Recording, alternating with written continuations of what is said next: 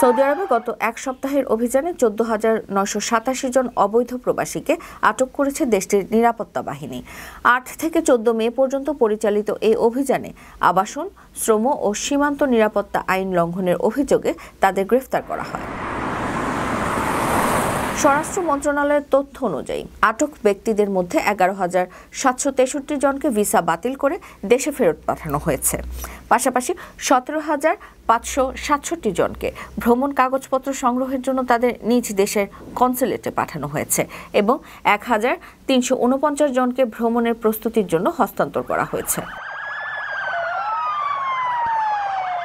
Saudi গ্যাজেটের প্রতিবেদনে জানানো হয়, একই সময়ে সীমান্ত পার হয়ে অবৈধ প্রবেশের সময় 1,268 জনকে আটক করা হয়েছে, যাদের মধ্যে অধিকাংশই ইথিওপীয় এবং ইয়েমেনি নাগরিক।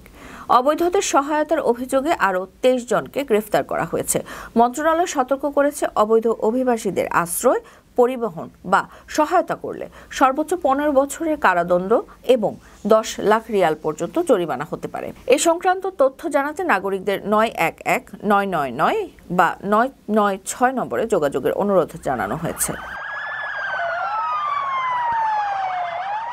আপনার স্বপ্নগুলো আকাশ ছুবে প্রবাসীর হেলিকপ্টারের মাধ্যমে। বিয়ে, জন্মদিন অথবা যে কোনো বিশেষ প্রয়োজনে হেলিকপ্টার ভাড়া করতে যোগাযোগ করুন স্ক্রিনে দেয়া নাম্বারে। প্রবাসীর হেলিকপ্টার, নিরাপদ ও সাশ্রয়ী বাহনের বিশ্বস্ত নাম।